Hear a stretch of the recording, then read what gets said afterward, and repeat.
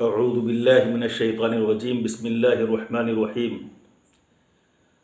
شہر رمضان الذی انزل فیہ القرآن ہدی للناس وبینات من الہدی والفرقان صدق اللہ العلی العظیم۔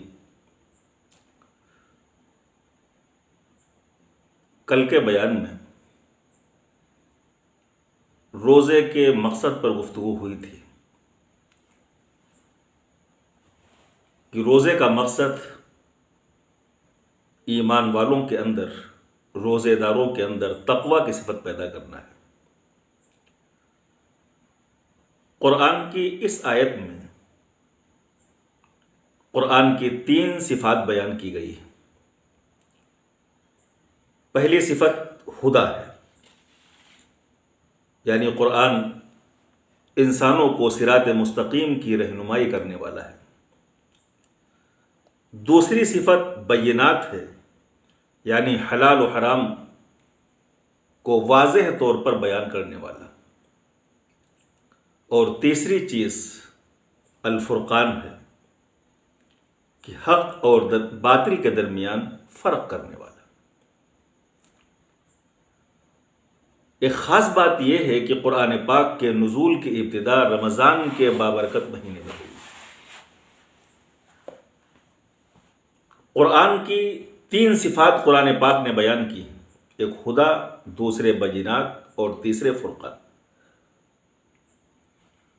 لیکن قرآن اپنے بیان کے مطابق صرف انہی لوگوں کے لیے ہدایت کا ذریعہ بنتا ہے جو تقوی والے ہوتے ہیں۔ ذالک الکتاب لا ریب فیہ ھدی للمتقین،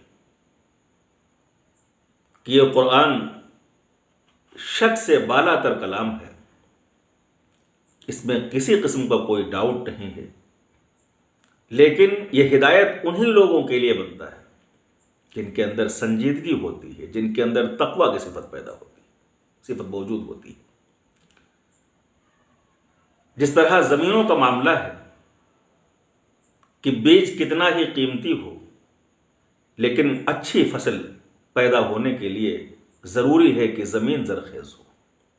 زمین کو پہلے زرخیز کیا جاتا ہے اور اس کے بعد اس زمین میں بیج ڈالا جاتا ہے، تب اچھی فصل کے نتائج رونما ہوتے ہیں۔ انسان کے دل و دماغ کا معاملہ کاشت کا ہی ہے کہ انسان کا دل اور اس کا دماغ جس قدر زرخیز ہوتا ہے، قرآن پاک سے ہدایت کو اسی اعتبار سے وہ اخذ کر پاتا ہے۔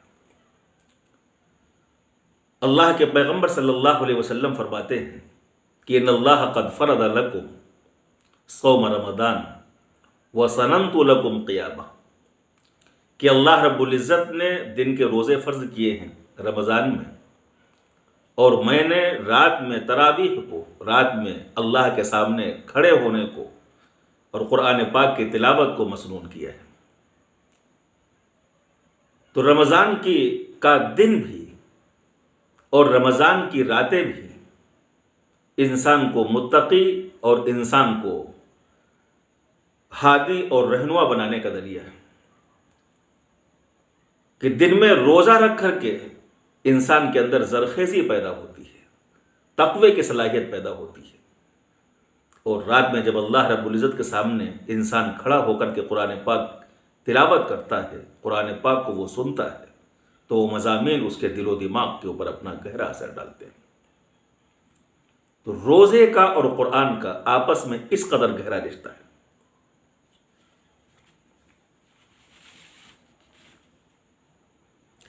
قرآن کی ذکر کردہ صفات بتاتی ہیں کہ قرآن کا حقیقی فیض صرف ان لوگوں کو پہنچتا ہے جو قرآن کو اس طرح پڑھیں کہ اس کے تذکیری بیانات، حلال و حرام کے احکام اور حکمت کے مضامین کو سمجھ رہے ہوں۔ اور قرآن پاک سے استفادے کی کم سے کم شرط یہ ہے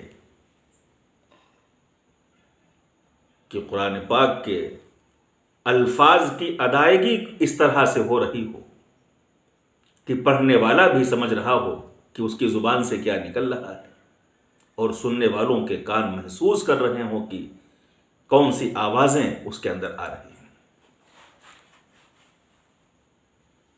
عجم میں عام طور پر قرآن کے تعلق سے جو رویہ ہے وہ انتہائی خراب ہے۔ تراویح میں بھی ایک ایک گھنٹے میں 3 پاروں کے پڑھنے کا یہاں رواج ہے۔ نہ پڑھنے والا سمجھتا ہے کہ وہ کیا پڑھ رہا ہے، نہ سننے والا سمجھتا ہے کہ کیا اس نے سنا ہے۔ اور افسوس کی بات یہ ہے کہ لوگ فخریہ بیان کرتے ہیں کہ ہماری مسجد میں 5 دن میں قرآن پاک مکمل ہوا، ہمارے یہاں 15 دن میں مکمل ہوا، ہمارے یہاں آدھے گھنٹے میں 20 رکعتیں 1 پارہ اور 2 پارہ قرآن کے ساتھ ہو جاتی ہیں۔ بعض جگہوں پر شبینے کا رواج ہے کہ 3 دن میں پورا قرآن پڑھ لیا جاتا ہے۔ قرآن پاک جس طرح دوسری چیزوں کے ساتھ مسلمانوں نے معاملہ کیا ہے کہ صرف رسم باقی رہ گئی ہے اور حقیقت اور روح اس کی ختم ہو گئی ہے۔ رہ گئی رسم اذاں، روح بلالی نہ رہی، فلسفہ رہ گیا، تلقین غزالی نہ رہی۔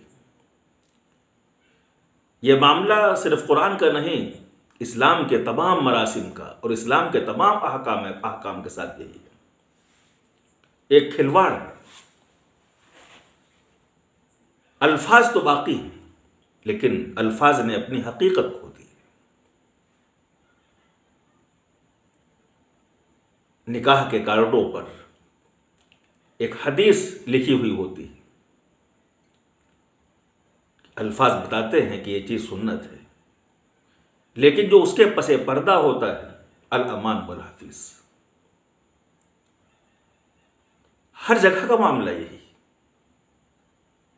نمازوں کا معاملہ، دینی پروگراموں کا معاملہ، دینی مراسم کا یہی معاملہ کہ شکلیں تو محفوظ ہیں لیکن حقائق محفوظ نہیں۔ رمضان کا اور قرآن کا معاملہ بھی یہی ہے کہ لوگ روزے کو کاٹنے کے لیے، روزے کو گزارنے کے لیے، ٹائم پاس کرنے کے لیے غیر دینی پروگرام دیکھتے رہتے ہیں۔ اور رمضان کی راتوں میں جو قیام کا معاملہ ہے اس میں بھی یہی ہے کہ لمبی لمبی رکعتیں اور کئی پاروں کی تلاوت، پیچھے لوگ کھڑے رہتے ہیں، اس کے بعد جب امام صاحب رکوع میں جاتے ہیں تو جا کے کھڑے ہو جاتے ہیں۔ دن میں جو لوگ تلاوت کرتے ہیں دیندار لوگ ہیں جن کا تعلق ہے قرآن سے، ان کا معاملہ یہ ہے کہ وہ بھی سارا کا سارا زور اس پر ہوتا ہے کہ ہم نے کتنے پارے تلاوت کر لیا۔ دیندار گھرانوں میں یہ چیز چرچے کا موضوع ہوتی ہے کہ ہمارے یہاں 10 پارے ایک آدمی روزانہ تلاوت کرتا ہے، فلاں صاحب 1 قرآن روزانہ تلاوت کرتے ہیں، فلاں صاحب 5 پارے تلاوت کرتے ہیں۔ سمجھتے کیا ہے اس سے کوئی مطلب نہیں ہوتا ہے، حالانکہ قرآن خود بیان کر رہا ہے کہ وہ ہدیٰ ہے، ہدایت ہے۔ اور دن میں روزہ رکھنا اور رات میں قرآن پاک کی تلاوت جو تراویح میں رکھی گئی ہے وہ اسی لیے ہے کہ ایک مومن کو عربی زبان آنی ہی چاہیے تاکہ کم از کم وہ اللہ رب العزت کے کلام کو، اللہ رب العزت کے احکام کو تو وہ سمجھے۔ جب دن میں روزہ رکھے گا اور رات میں قرآن پاک کے مضامین کو وہ سنے گا کہ اللہ رب العزت نے کہاں کس کام پہ کرنے کا حکم دیا ہے، کس کام سے اللہ رب العزت نے روکا ہے، کون سی تذکیر کی آیتیں ہیں، کون سی حلال و حرام کی آیتیں ہیں، اس کی طبیعت کے اوپر اثر ہوگا۔ 1 مہینے کی عبادت اس قدر مؤثر ہوگی کہ پورے سال وہ اپنا کام کرے گی۔ لیکن عربی زبان بھی نہیں معلوم ہے، اور جو لوگ اہل علم ہے جانتے ہیں، ان کے یہاں بھی تلاوت کے کرنے کا اور سننے کا معیار یہی ہے کہ زیادہ سے زیادہ پارے ختم کر لیے جائیں، زیادہ سے زیادہ قرآن پاک کی آیات کی گنتی ہو جائے کہ ہاں ہم نے 5 قرآن پڑھ لیے ہیں یا 10 قرآن پڑھ لیے۔ قرآن پاک کے ساتھ ناانصافی ہے، یہ ظلم ہے قرآن پاک کے ساتھ۔ کہیں ایسا نہ ہو کہ انسان یہاں تو ثواب حاصل کرنے کی نیت سے زیادہ قرآن پاک مکمل کر رہا اور آخرت میں یہی چیز اس کی گرفت کا ذریعہ بن جائے، اور اللہ رب العزت قیامت میں یہ سوال کریں کہ قرآن میں نے ہدایت کے لیے بھیجا تھا یا گنتی کے لیے بھیجا تھا۔ رب قارئ یقرأ القرآن والقرآن یلعن، بہت سے قرآن پڑھنے والے ایسے ہوتے ہیں کہ قرآن ان کے اوپر لعنت بھیجتا ہے۔ ایک مثال کے طور پر ہم سمجھ سکتے ہیں کہ ایک شاعر کوئی اچھی سی غزل، اچھی سی نظم بنائے اور دوسرا آدمی اس کو پڑھنے والا اس طرح رف انداز میں اس کو پڑھ رہا ہو کہ کوئی لفظ اس کا سمجھ میں نہ آ رہا ہو، کہاں ٹھہرنا چاہیے، کہاں لفظ کا اٹھنا چاہیے، کہاں گرنا چاہیے، کیا بحر ہے، کیا قافیہ اور ردیف ہے، اس کی رعایت بالکل نہ کرتے ہوئے یوں ہی رف انداز میں پڑھے تو وہ شاعر کے اوپر کیا بیتے گا؟ وہ اپنا سر نوچنے لگے گا۔ ایک مصنف مغزماری کر کے ہزاروں کتابیں کھنگال کر کے ایک کتاب ترتیب دے، اس کے بعد پڑھنے والا شخص اس طرح سے پڑھے کہ کوئی لفظ سمجھ میں نہ آ رہا ہو کہ کیا لفظ وہ پڑھ رہا ہے، نہ اس کو کچھ پتا چل رہا ہے اور نہ سننے والے کو کچھ پتا چل رہا ہے۔ وہ مصنف بد دعا تو نہیں دے گا لیکن خوش نہیں ہوگا، اندر سے اس پر کیا بیتے گی کوئی بھی مضمون نگار اور کوئی انشاء برداشت سمجھ سکتا ہے۔ اللہ رب العزت پوری کائنات کا خالق اور مالک اتنا عظیم الشان کلام پیغمبر صلی اللہ علیہ وسلم پر اتارا اور ہماری ہدایت کے لیے ہمارے حوالے کیا۔ ایک ایک لفظ معانی کا، حکمتوں کا بحر ذخار ہے، سمندر ہے، ایک ایک لفظ اس نے قوموں کی کایا پلٹ کی ہے۔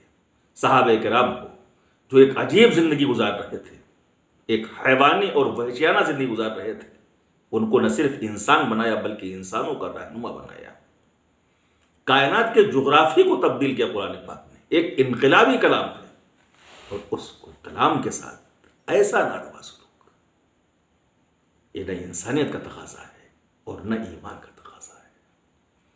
بہرحال رمضان کا بابرکت مہینہ ہے اور رمضان کے روزے قرآن کے بیان کے مطابق انسان کو متقی بنانے کے لیے فرض کیے گئے ہیں، اور قرآن مؤثر بھی ہوتا ہے انہیں دلوں پر جن کے اندر تقوی ہوتا ہے، وہ انہی کے لیے ہدایت بنتا ہے۔ ہدی للمتقین۔ ایک ایمان والے کو چاہیے کہ رمضان میں جو دن کے روزے آداب کے ساتھ اور ان کے تقاضوں کے ساتھ رکھے، اور رات میں قرآن پاک کی تلاوت جو خصوصاً تراویح کے اندر کی جاتی ہے، انتہائی اہتمام کے ساتھ حفاظ کرام، ائمہ حضرات کم سے کم پڑھیں اور اچھے سے اچھا پڑھیں۔ یہ نیت رہے کہ صرف مقتدیوں کو نہیں بلکہ اللہ رب العزت کو قرآن سنا رہے ہیں، اور ایسے ہی سننے والے حضرات بھی اپنے ائمہ سے درخواست کریں کہ آپ بہت مختصر پڑھیں لیکن آپ بہت اچھا پڑھیں، تاکہ ہمارے پڑھنے کو اور سننے کو اللہ رب العزت قبول فرما لے۔ اور اسی طرح اس کا رواج بھی ہونا چاہیے کہ جس طرح دن میں قرآن پاک کے الفاظ کی ہم تلاوت کرتے ہیں، قرآن پاک کے معنی کو بھی ہم پڑھیں۔ جو علماء حضرات ہیں وہ سمجھ کر پڑھیں، اور جو علماء حضرات نہیں ہیں، عام لوگ ہیں جو عربی زبان سے ناواقف ہیں، وہ کم از کم اپنی مانوس زبانوں میں قرآن پاک کے ترجمے کے پڑھنے کا ایک سلسلہ بنائیں۔ اللہ رب العزت ہم تمام لوگوں کو قرآن پاک کا حق ادا کرنے کی توفیق عطا فرمائے، اور رمضان المبارک کا حق ادا کرنے کی توفیق عطا فرمائے۔ وآخر دعوانا الحمدللہ رب العالمین۔